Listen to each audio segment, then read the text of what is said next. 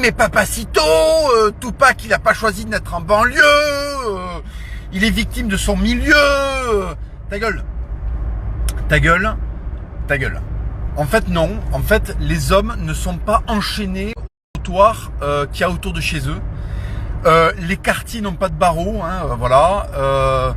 Il n'y a pas de disposition administrative qui décide pour les gens de faire ce que les gens font, en fait. Ils ont ce qu'on appelle une auto-arbitrage qui les fait faire ou non certaines choses. Voilà. Donc certains choisissent de se transcender, donc ils vont se cultiver, ils essaient de sortir de leur milieu, d'être un peu plus que ce qu'ils étaient prévus pour être. Et puis il y en a d'autres qui se laissent porter par la vie et en fait sont les produits de leur milieu parce qu'ils n'ont pas lutté contre. Donc effectivement, ceux-là sont victimes d'eux-mêmes, mais ils sont pas victimes des autres, ils sont pas victimes de la société, c'est faux. Tout le monde a les cartes en main pour faire tout ce qu'il a envie de faire. Non, parce que si c'est le quartier qui décide ce que vous allez faire de votre vie, en fait, comment ça se fait qu'il y a des mecs qui naissent dans les mêmes quartiers que d'autres et qui finissent pas en prison?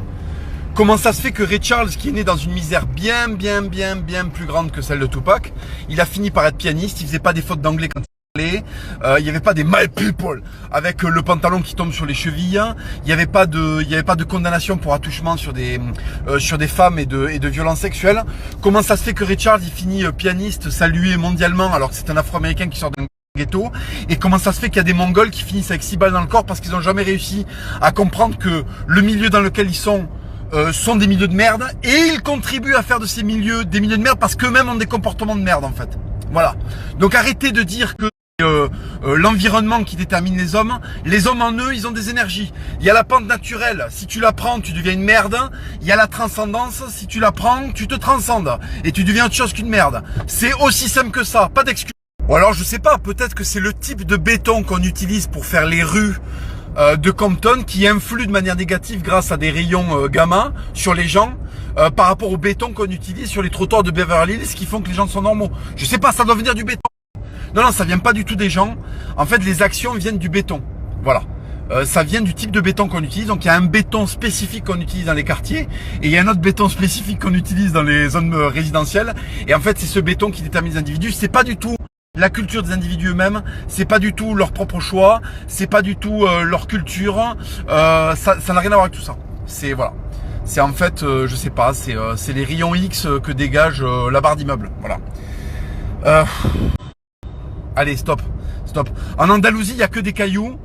Ça finit avec des caravelles, ça finit avec des dorures sur des cathédrales, d'accord? Voilà. À Compton, il y a l'eau courante, il y a du goudron. Ça finit avec 6 balles dans le corps d'enfants de 6 ans. Bon.